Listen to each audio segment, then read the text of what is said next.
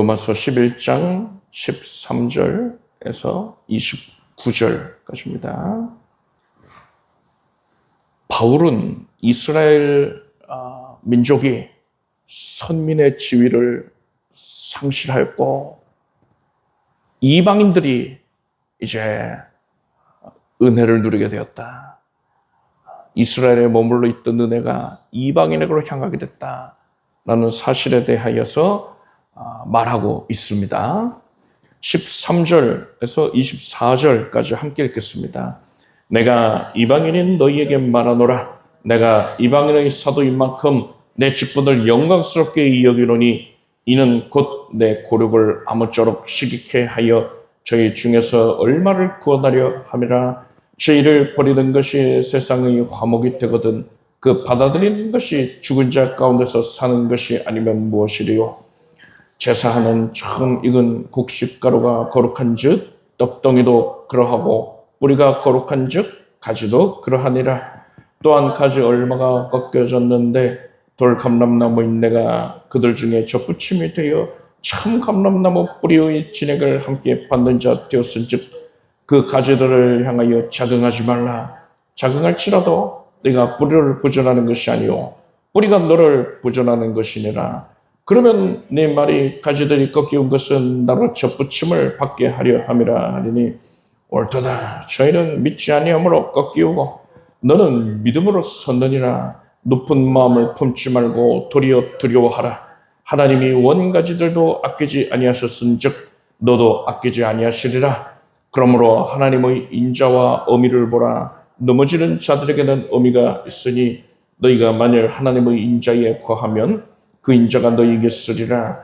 그렇지 않으면 너도 지키는 바 되리라. 저희도 믿지 아니하는데 거하지 아니하면 접붙임을 얻으리니 이는 저희를 접붙이실 능력이 하나님께 있음이라. 네가 원 돌감람나무에서 지킴을 받고 본성을 거스려 좋은 감람나무에 접붙임을 얻었은즉 원가진 이 사람들이야 얼마나 더 자기 감람나무에 접붙이심을 얻으랴.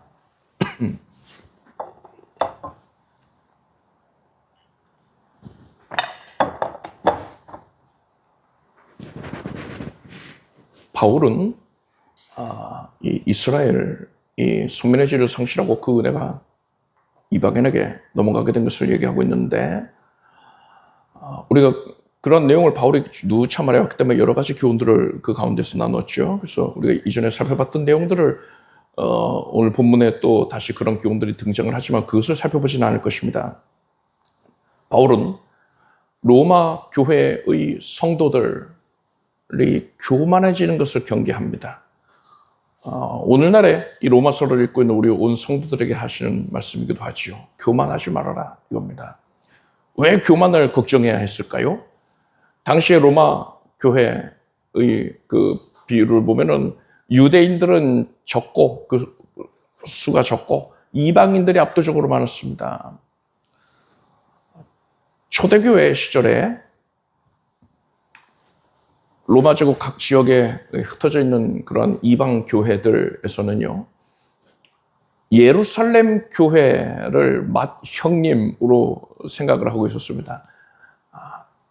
메인 아니면 본 성전이다, 본 교회다 이런 식으로 예루살렘을 그들의 뿌리라고 생각하고 있었죠. 그래서 예루살렘 교회를 존중하고 또 예루살렘에 큰 기근이 들어서 성도들이 핍절해지게 되니까 제국 각 지역에 위치한 교회들이 또 십시일반 구제금을 모아서 바울을 통해서 전달을 하게 됐습니다. 그렇게 예루살렘 교회를 존중을 하고요, 또 사랑을 하고 있었던 거예요. 그런데 바울이 지금 계속 이스라엘이 상실한 것에 대해서 이렇게 강조를 하고 있잖아요. 바울은요, 항상 많은 이들에게 복음을 전해왔기 때문에 듣는 사람이 뭘 질문을 할지 이제 대략 알고 있어요. 그래서 로마서를 보면은 바울이 한창 강론을 하고서 네가 이 생각했지? 하면서 그러면 이렇게 하겠느냐? 그럴 수 없느니라 하고 거기에 대한 답변을 얘기해 주고요. 그러면 이것을 하겠느냐? 이것도 아니니라 하고서는 그래서 또 얘기합니다. 그러니까 빈번한 질문에 대한 정답 이것을 바울이 가지고 있었어요. 철저하게 그것이 완벽되어 있었습니다. FAQ라고 그러잖아요. 그것이 이미 확실하게 완성이 되어 있었어요, 바울은. 그래서 바울이 이스라엘의 상실한 것에 대해서 얘기할 때에 그것을 듣는 이방인들이 적지 않게 보이는 그런 모습이 있었던 것 같습니다. 그게 뭐냐? 교만해진다는 거예요. 아, 그래? 이스라엘이 상실했구나, 넘어졌구나. 그래서 우리에게 그 복이 넘어온 거구나. 그러면 내가 이스라엘보다 낫네? 이스라엘이 나보다 못한 거네? 이런 생각들을 한단 말이죠. 교만이 들어오게 된단 말입니다. 바울은 그것을 경계했던 겁니다. 그래서 바울이 이방인 성도들에게 네가 접붙임 받은 가지였다는 걸 잊지 말아라. 이렇게 말하는 거예요. 너는 돌감람나무의 가지였었다.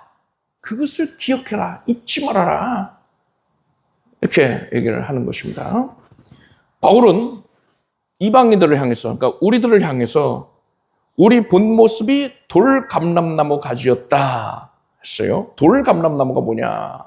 돌은 야생의 또 길들여지지 않은 이런 의미입니다. 감람나무, 그 올리브나무가 사람들이 개량을 한 거예요.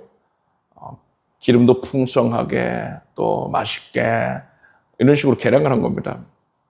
복숭아도 마찬가지예요. 야생에서 자라는 복숭아는 과육이 단단하고요. 맛이 없어요. 향내도 별로입니다. 그래서 사람들이 개량을 한 겁니다. 계속 종자 가운데에서 장점이 두드러지는 것들을 계속 교배를 해가지고 개량을 한 게 오늘날의 복숭아고요. 그렇지 않고 야생에 방치되어 있던 것들은 돌복숭아입니다. 배도 마찬가지잖아요. 배 얼마나 맛있습니까? 싹싹 하면서 단물이 나오잖아요. 근데 야생의 배는 그렇지가 않아요. 돌배입니다. 돌배. 딱딱해서 뭐 이빨 상할 거를 걱정해야 되는 정도고요. 맛도 없어요. 그렇게 잘 길들여져서 상품성을 갖는 것, 이런 것들이 이제 배, 복숭아인데 뭐 살구 뭐 이런 것들이 일진데, 그렇지 아니한 것, 야생의 것은 돌배, 돌복숭아 뭐 그런 것들이란 말입니다. 그런데 돌감람나무였다라고 말하는 겁니다. 볼품없고 쓸모가 없었던 돌감람나무였다. 우리가 그랬다는 겁니다. 반면에 이스라엘은 참 감람나무였다고 설명하고 있어요. 왜 그러하냐? 하나님께서 그들을 길들이셨거든요. 하나님께서 특별한 언약으로 그들을 선택하셨고 율법으로 교육하셨습니다. 하나님의 말씀으로 양육된 민족이에요. 그래서 참 감람나무인 겁니다. 이건 하나님의 판단이에요. 내가 뭐 어떻게 생각하고 그건 중요치 않아요. 의미 없고요. 하나님이 그렇게 보신다는 겁니다. 자, 우리는 돌감람나무였고 돌감나무에 붙어있는 가지들이었고 이스라엘은 참 감람나무니까 부럽잖아요. 아이고 부러워라 하고 있었는데 놀라운 일이 일어납니다. 농부가 이 돌감람나무에 찾아와서 돌감람나무 가지를 벤 거예요. 필요 없거든요. 그냥 불쏘시개가 돼버려야 합니다. 그런데 그것을 베어가지고 어떻게 했느냐? 그 귀한 참 감람나무에다가 이 돌감람나무 가지를 연결한 거예요. 접붙임을 한 겁니다. 여러분, 이것은 일반적인 그 접붙임의 원리의 원칙에 반하는 것이죠. 원래는 어떻게 합니까? 돌 사과가 있고 그냥 좋은 종자 사과가 있으면은요, 이 돌사과 맺히는 나무에서도 좋은 사과를 맺히게 하려면 어떻게 하느냐? 사과 나무, 그 좋은 사과 나무에서 가지를 베어다가 돌 사과 나무의 가지들을 없애고 거기다가 이 좋은 사과 나무의 가지를 접붙임을 합니다. 그러면 이 나무에서도 그 가지에 있는 그 순들이 자라면서 좋은 사과가 맺히게 된단 말이에요. 이게 접붙임의 원리입니다. 그런데 하나님께서 영적으로 사용하시는 그런 방식은, 접붙임의 방식은 그 반대라는 거예요. 우리는 쓸모없는 돌 감람나무의 가지였었는데 이것을 자르셔서 참 감람나무의 나무 본체에다가 우리들을 거기다가 접붙임을 했다는 것입니다. 그렇게 해서 이 돌 감람나무 가지들이 참 감람나무가 누리고 있었던 그 참 감람나무의 진액, 그것을 돌 감람나무 가지들이 이제는 누릴 수 있게 되었다는 거예요. 이후에는 우리가 이 말씀을 통해서 알 수가 있지만 이 참 감람나무의 진액을 공급하는 뿌리가 바로 예수 그리스도를 의미하고 있습니다. 예수 그리스도의 은혜를 누릴 수 있게 됐단 말입니다. 그런데 이렇게 접붙임된 돌 감람나무 가지가 우쭐우쭐대면서 여기 참 감람나무에서 가지들이 꺾였네? 이스라엘이 제하여졌잖아요. 이스라엘 민족이 하나님 앞에 패역하게 굴다가 메시아를 죽이고 대적하다가 하나님이 꺾으셨잖아요. 꺾어버리셨단 말이에요. 잘라버리셨단 말이에요. 그런 흔적들에 이 돌 감람나무 가지가 가서 접붙임이 된 거거든요. 그러니까 이전에 달려있었던 가지들 다 아무것도 아니네? 내가 더 잘났네? 이런 생각을 한다면 그것이 합당하겠느냐? 그리고 더 나아가서 뭐라고까지 하냐면요. 18절을 보니까요. 그 가지들을 향하여 자긍하지 말라. 자긍할지라도 내가 뿌리를 보존하는 것이 아니요 뿌리가 너를 보존하는 것이니라. 그러니까 이 돌 감람나무 가지가 다른 가지들보다 내가 잘났다 이러고요. 또 내가 있으니까 뿌리가 보존되는 것이다. 그러니까 예수님이 내 덕 보고 있는 거야. 이런 생각까지 나간다는 거예요. 이런 바보 같은 생각까지 한단 말입니다. 왜요? 교만은 마귀가 주는 생각이고요. 또한 마귀가 틈타는 통로가 됩니다. 그래서 교만이 생기면 마음에 이제 구멍이 열리는 거예요. 마귀가 들어올 구멍이 열립니다. 그리고 마귀가 틈타면요, 사람이 완전히 미련한 자가 됩니다. 망하기로 작정된 짓들을 한단 말이에요. 어떻게 저런 바보 같은 짓을 하지? 하나님 앞에서 어떻게 저렇게 패역한 짓을 하지? 왜요? 마귀한테 사로잡혀서 그래요. 교만을 통해서 마귀가 들어옵니다. 그래서 그런 교만한 생각과 말 합당치 아니하다. 바울이 말하는 것이에요. 그래서 자기 자신이 원래 돌 감람나무 가지였다는 것을 너희는 분명히 알아라 하는 겁니다. 그것을 깨닫는다면은 그런 교만한 생각할 수가 없는 것이지요. 여러분, 우리가 원래 돌 감람나무 가지였었는데 어떻게 참 감람나무에 접붙임 받게 된 겁니까? 내가 잘나서 그랬습니까? 내가 도덕적으로 우월해서 그랬습니까? 열심히 특출 나서 그것을 보고 플러스 점수가 많아서 그렇게 된 겁니까? 아니잖아요. 20절을 보면 바울은 이렇게 선언합니다. 옳도다. 저희는 믿지 아니함으로 꺾이오고, 그러니까 이스라엘은 믿지 않았기 때문에 꺾였고 너는 믿음으로 섰느니라.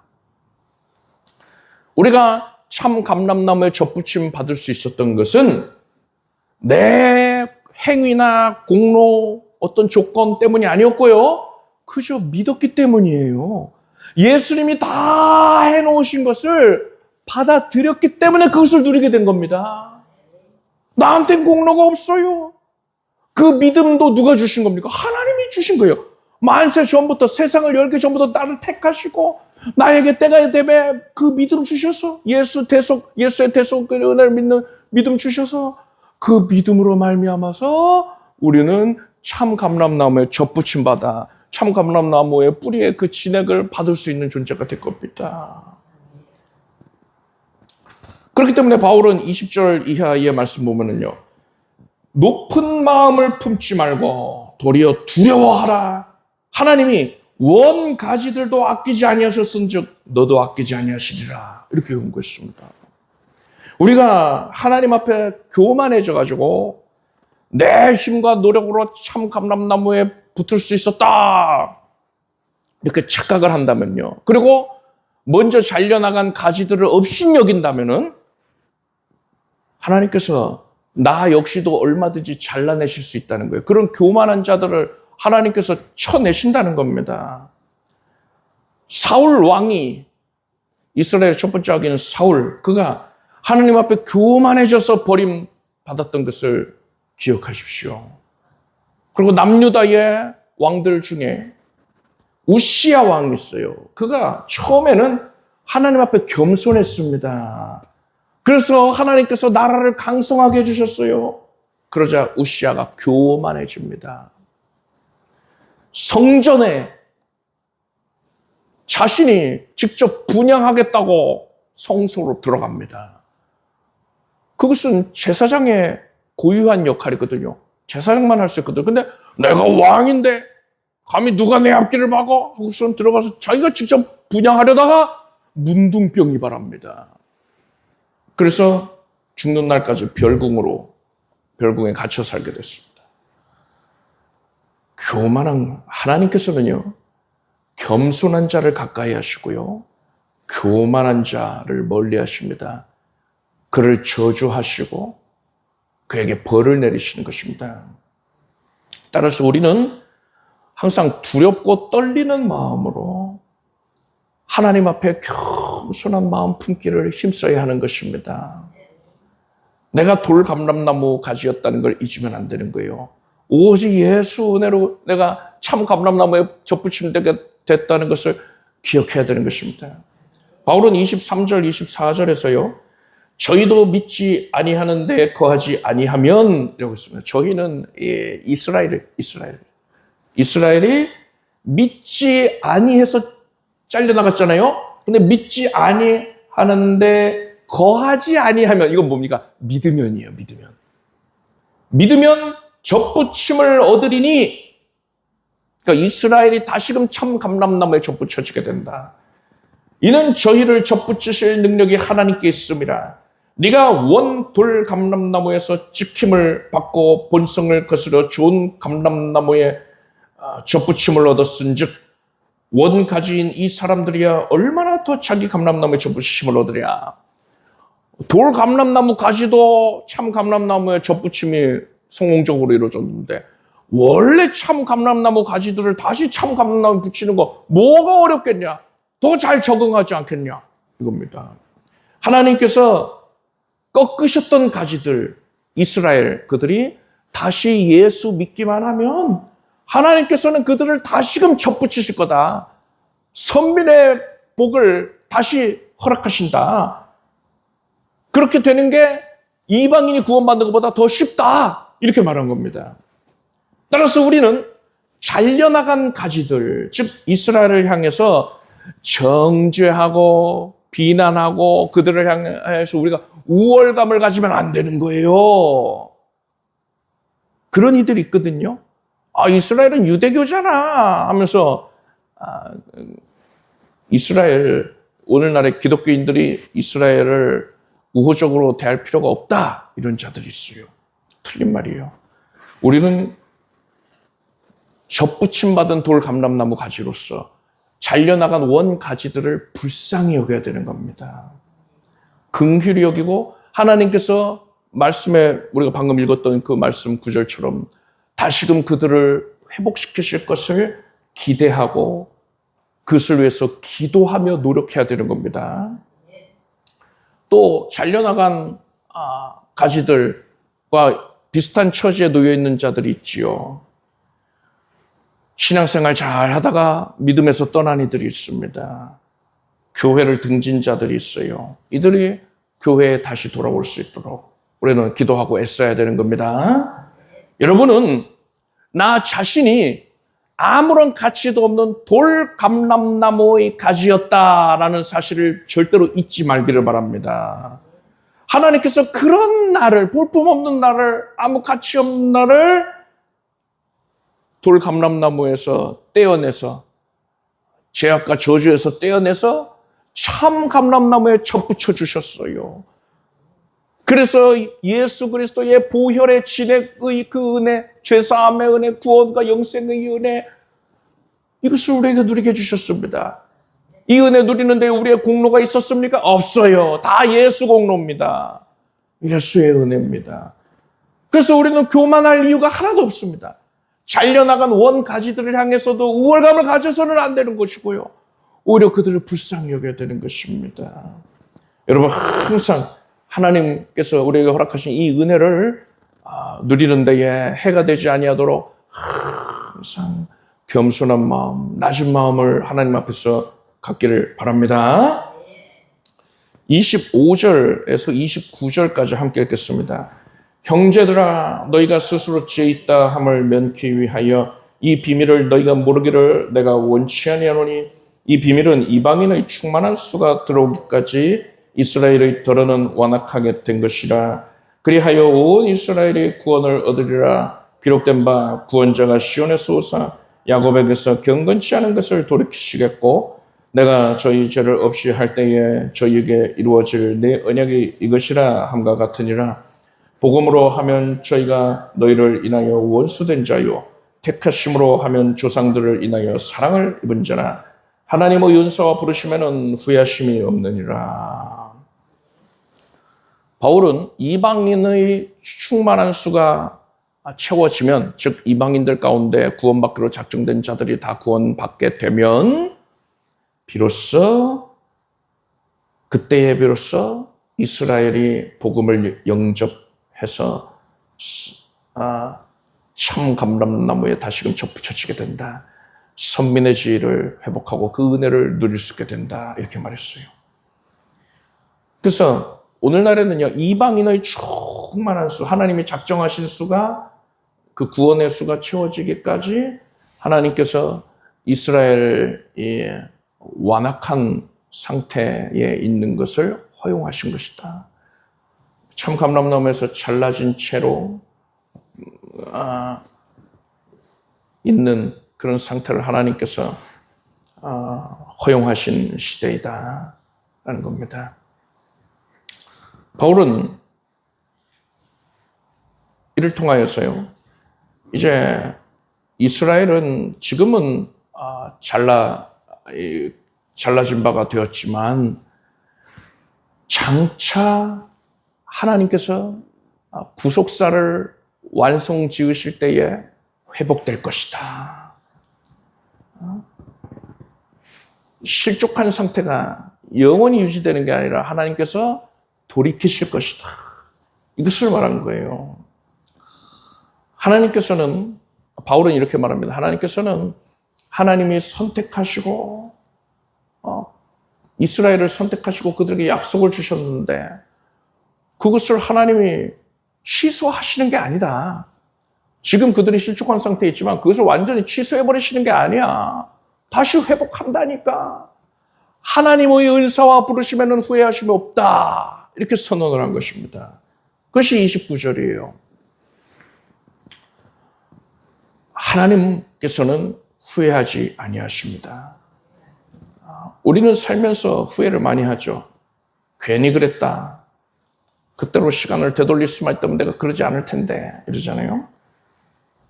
그래서 우리는요, 내가 잘못하면은 하나님이 나를 부르신 것, 나한테 또 이런저런 것을 주신 것을 후회하지 않으실까 하는데 그렇지 않다는 거예요.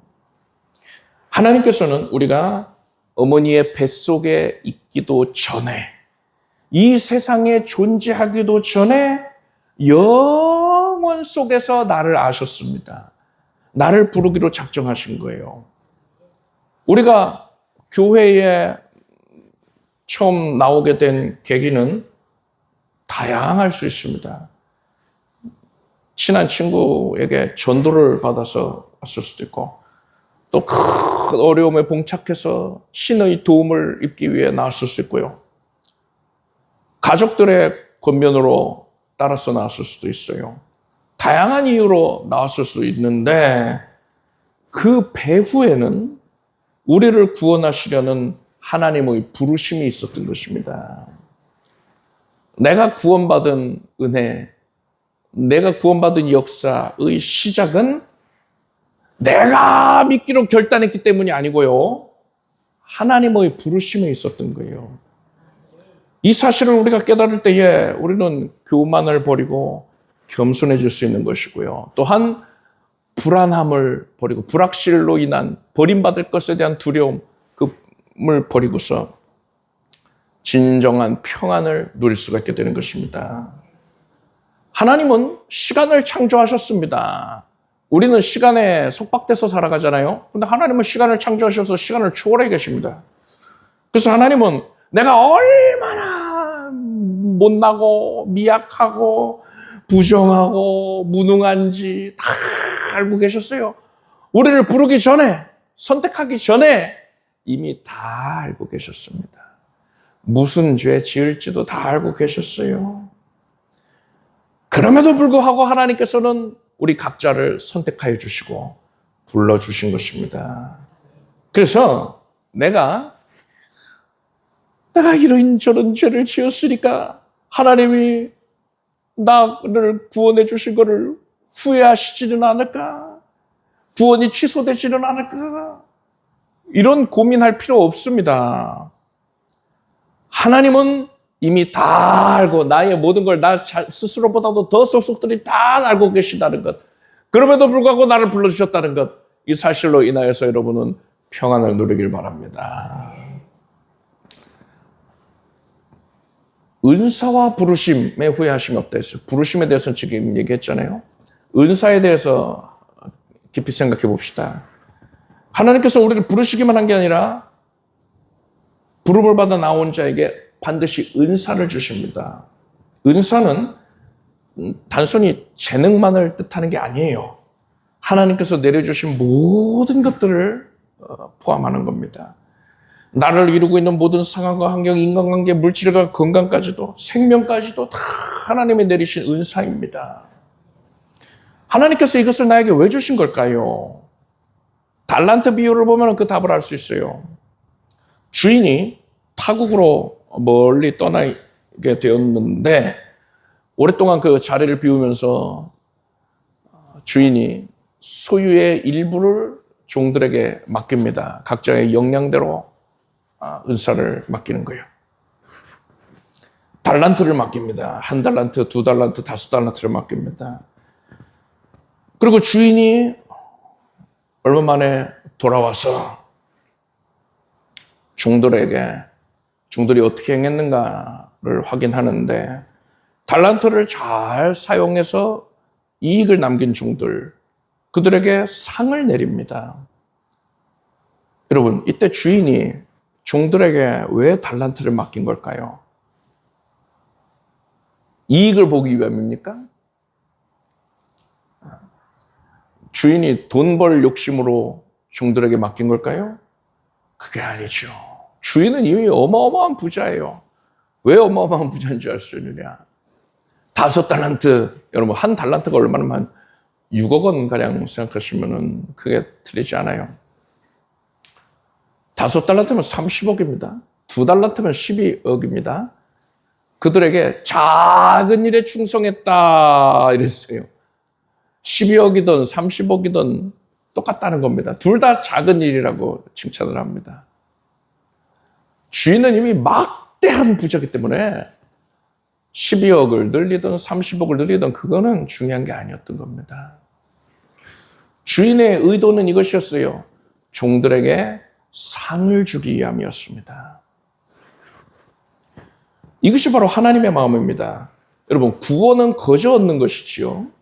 그런데 천국에서 성도가 누리게 될 영광, 그 상급은요, 절대로 거저 얻는 게 아닙니다. 예수께서 계시록에서 이렇게 말씀하셨어요.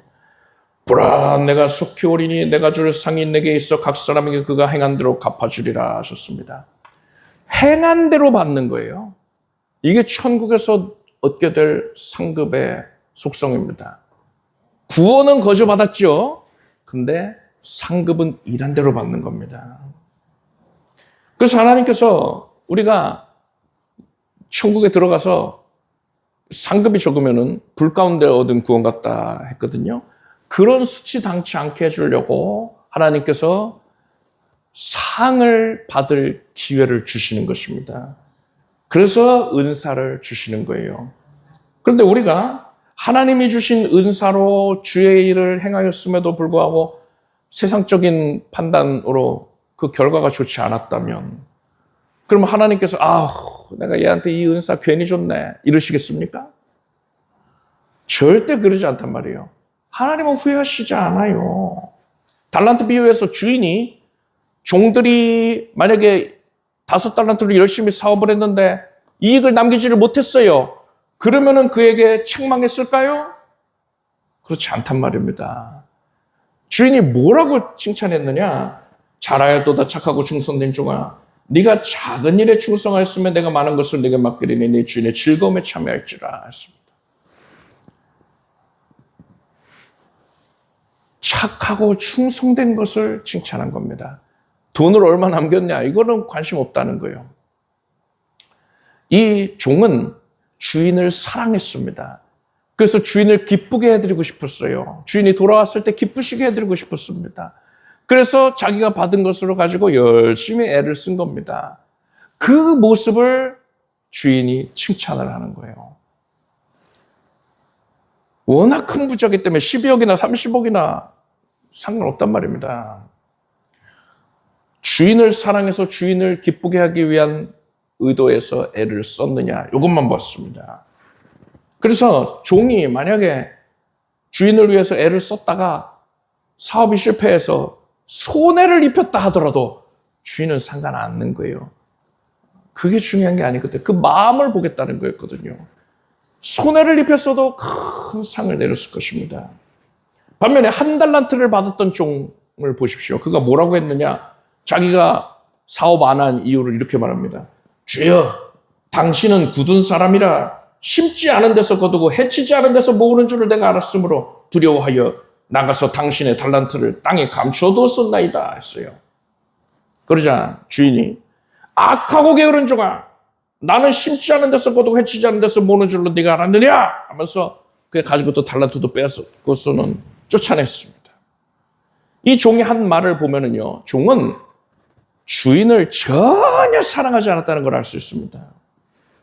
굳은 사람이다, 그렇게 평가했잖아요. 주인을.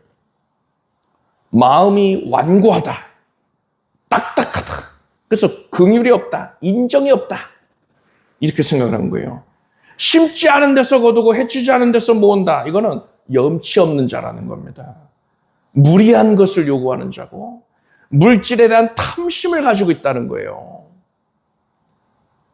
종은 주인을 이렇게 악하게 여기고 있었습니다. 그래서 주인을 사랑하지 않았고요. 그렇기 때문에 주인을 기쁘게 해드리려는 노력을 아예 하지 않은 겁니다. 그러한 마음 상태로 인해서 주인은 종을 심판한 거예요.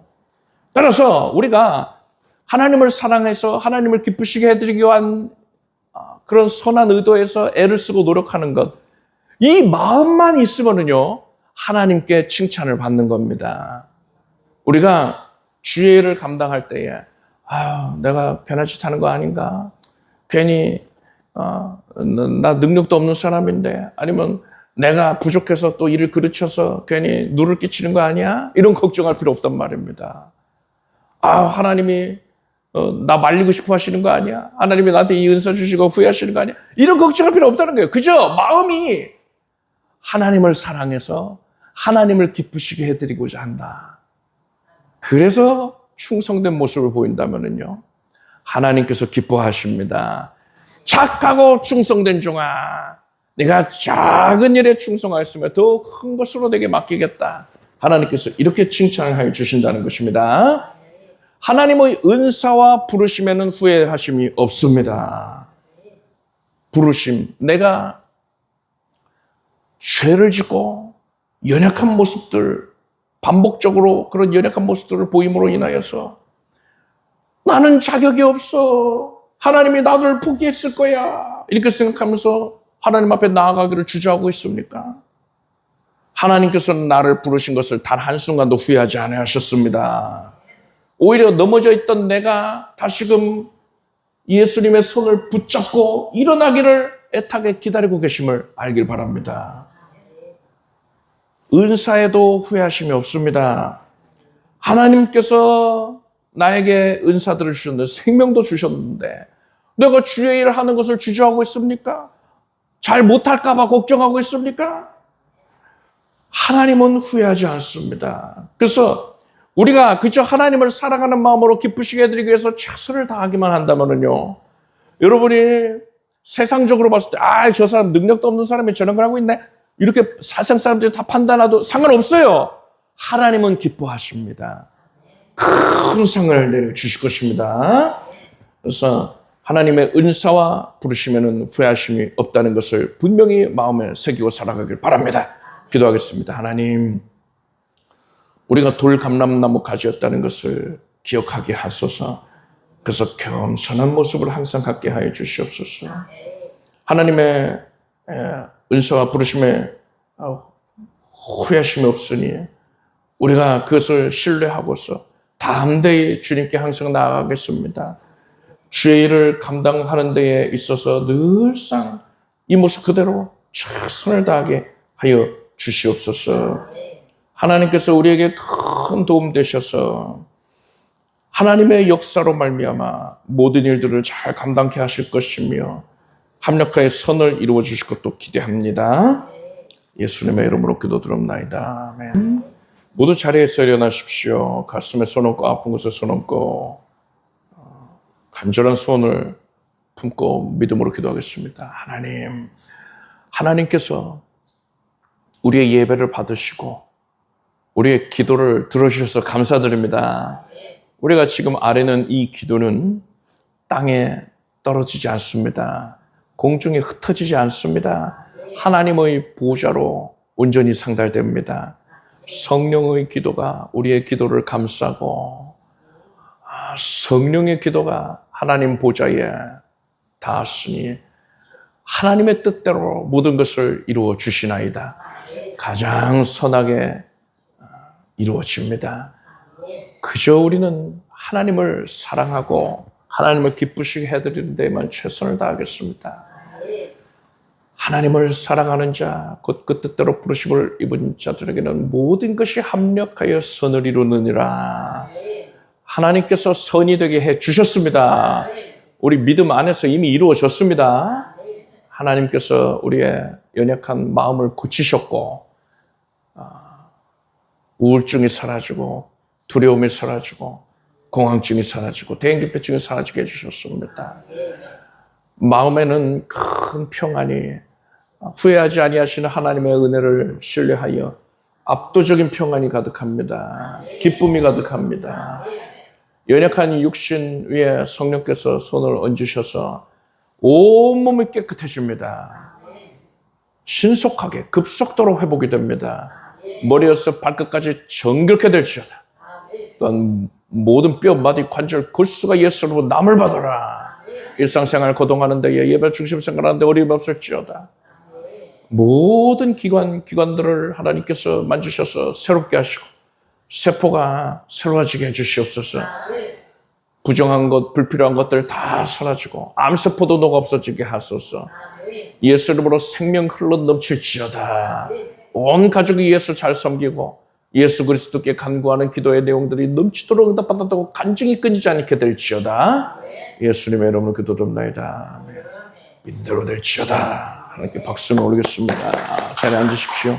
준비하신 예물을 정성된 마음으로 하나님께 드리겠습니다.